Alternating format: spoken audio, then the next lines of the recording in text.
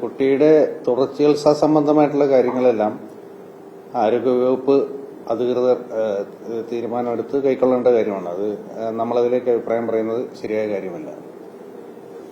അത് പോലീസിനെ സംബന്ധിച്ചിടത്തോളം ഈ കേസിന്റെ അന്വേഷണം നടത്തി എന്നുള്ളതാണ്. അത് മെഡിക്കൽ നെഗ്ലിജൻസ് ഉള്ളത് കൊണ്ടത് ഡിവൈഎസ്പി അന്വേഷിക്കുന്നു. അന്വേഷണ ഭാഗമായിട്ട് ബന്ധപ്പെട്ട അതിന്റെ രേഖകളും മറ്റും നമ്മൾ പരിശോധിച്ചുകൊണ്ടിരിക്കുകയാണ്. ഈ ബന്ധപ്പെട്ട രേഖകൾ പരിശോധിക്കുക എന്ന് പറഞ്ഞു കഴിഞ്ഞാൽ ആ രേഖകൾ വിശകലനം ചെയ്യാൻ ഒരു പ്രാപ്തി ഒരു പോലീസ് ഓഫീസറിന് സാധ്യമല്ല. അതിനെപ്പറ്റി ഒരു എക്സ്പെർട്ട് ഒപ്പീനിയൻ കൂടി തേടേണ്ടതായിട്ടുണ്ട്. എക്സ്പെർട്ട് ഒപ്പീനിയൻ എന്ന് പറഞ്ഞാൽ ഒരാളുടെ മാത്രം അഭിപ്രായം ആരായുക എന്നുള്ളതല്ല, ടീം ഓഫ് ഡോക്ടേഴ്സാണത് ചെയ്യേണ്ടത്. മെഡിക്കൽ ബോർഡാണ് അതിൽ ഫൈനലായിട്ടുള്ള ഒപ്പീനിയൻ നൽകേണ്ടത്. ഇതിൽ ഏതെങ്കിലും തരത്തിലുള്ള പാകപ്പിഴയുണ്ടോ ഇല്ലയോ ഇങ്ങനെയുള്ള കാര്യങ്ങൾ മെഡിക്കൽ ബോർഡ് വിശകലനം ചെയ്ത് പരസ്പരം കൂടിയാലോചനകളോടെ പിന്നെ ലാബ് റെക്കോർഡ്സും അതേപോലെ തന്നെ കേസ് ഷീറ്റും കമ്പയർ ചെയ്ത് ഒരു നിഗമനത്തിലെത്തേണ്ടത് മെഡിക്കൽ ബോർഡാണ്. അതുപോലെ തന്നെ ഈ ഇവർ പറഞ്ഞിരിക്കുന്ന ആരോപണ വിധേയമായ ലാബുകളിലും ഈ ആശുപത്രിയിലും പോലീസ് ഏതെങ്കിലും രീതിയിലുള്ള പരിശോധനകളോ ഇത് ശരിയാണോ ഇവരുടെ പരാതിയിൽ എത്രത്തോളം കഴമ്പുണ്ട് എന്നുള്ള കാര്യം ഒരു അന്വേഷണം നടത്തിയിരുന്നു. ഇതിലിപ്പം നമ്മുടെ ഈ കുഞ്ഞിന്റെ പിതാവ് നമ്മൾ ചോദ്യം ചെയ്തു. കൂടുതൽ കാര്യങ്ങൾ മനസ്സിലാക്കുവാൻ വേണ്ടിയാണ് അവരെ ആധികാരികമായിട്ട് എത്രമാത്രം ഇതിലേക്ക് വിവരങ്ങൾ തരാൻ പറ്റും എന്നുള്ള നിലയിൽ നമ്മൾ നോക്കി. കുറച്ച് രേഖകൾ ഈ ലാബ് റിപ്പോർട്ടുകളും ഈ ഡോക്ടറെ കൺസൾട്ട് ചെയ്തതിന്റെ രേഖകളും അയാൾ ഒറിജിനൽ ഹാജരാക്കിയിട്ടുണ്ട്. അപ്പോൾ അത് ഞങ്ങൾ അത് പരിശോധിച്ചുകൊണ്ടിരിക്കുകയാണ്. ഇനി തുടർന്ന് ഹോസ്പിറ്റലിൽ നിന്നുള്ള രേഖകൾ കൂടി നോക്കി ശേഷമേ അത്രേ നമുക്ക് നമ്മുടേതായിട്ടുള്ള നിഗമനത്തിലെത്താൻ പറ്റുള്ളൂ. പക്ഷെ അത് ഡിസ്ക്ലോസ് ചെയ്യാൻ സാധ്യമല്ല. കാരണം മെഡിക്കൽ ബോർഡിന്റെ പരിഗണനയിൽ ഇരിക്കുന്ന ഒരു വിഷയമായതുകൊണ്ട് പോലീസ് ഓഫീസർ ഒരു അന്വേഷണ ഉദ്യോഗസ്ഥൻ എന്ന നിലയിൽ ഇതിലേക്ക് അഭിപ്രായം പറയുന്നത് അഭികാമ്യമായ കാര്യമല്ല. അത് നമ്മൾ പരിശോധിച്ചുകൊണ്ടിരിക്കുകയാണ്. എങ്ങനെയാണ് ഏത് തരത്തിലുള്ളതാണെന്നുള്ളത് നമ്മൾ അന്വേഷണ ഭാഗമായിട്ട് കണ്ടെത്തേണ്ടിയിരിക്കുന്ന കാര്യമാണ്.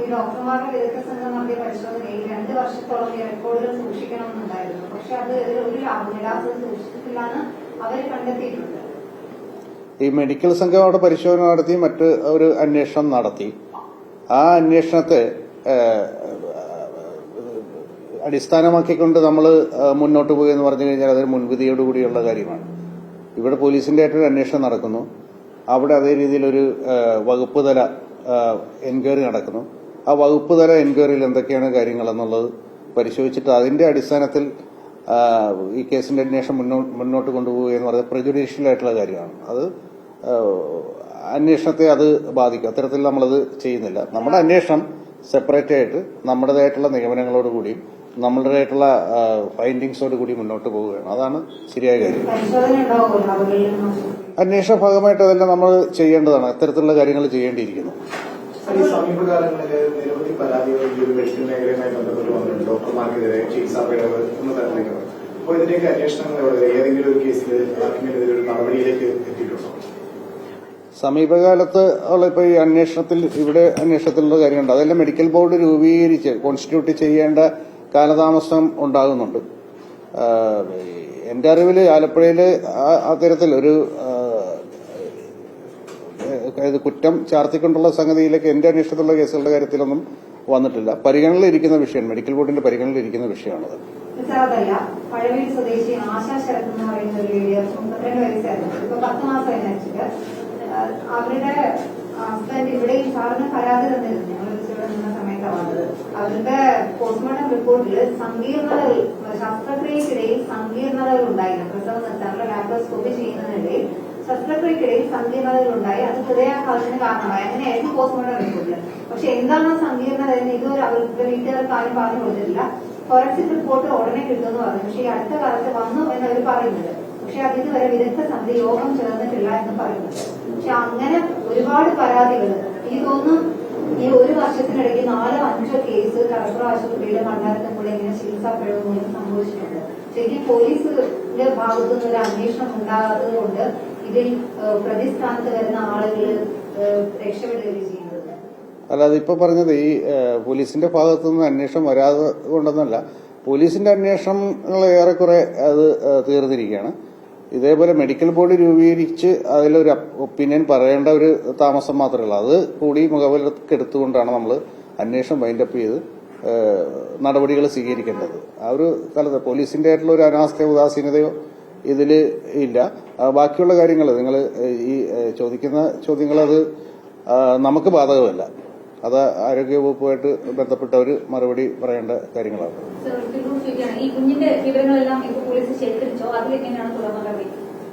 അത് സ്റ്റാർട്ട് ചെയ്ത് സമാഹരിച്ചു വരികയാണ്. അതിൽ ഇതംപ്രഥമമായിട്ട് ഇതിലെ കംപ്ലൈനന്റിന്റെ അയാളുടെ കയ്യിലുള്ള റെക്കോർഡ്സ് നമ്മൾ എടുത്തു കഴിഞ്ഞു.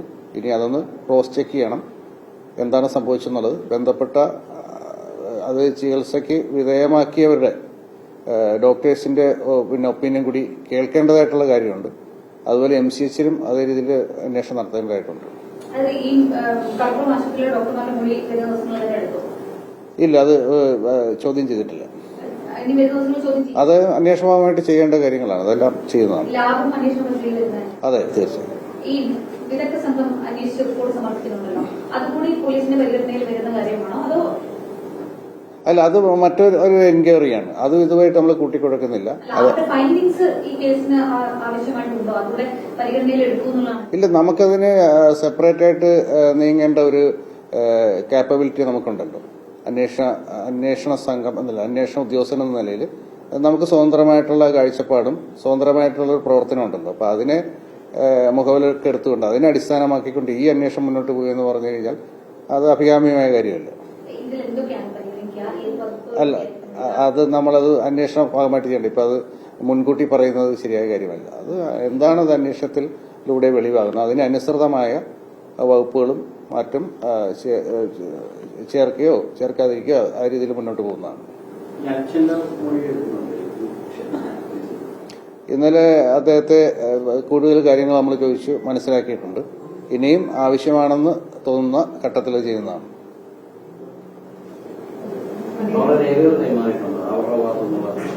കുഞ്ഞിന്റെ പിതാവിന്റെ കയ്യിലുള്ള രേഖകൾ അയാൾ ഹാൻഡ് ഓവർ ചെയ്ത് കഴിഞ്ഞു.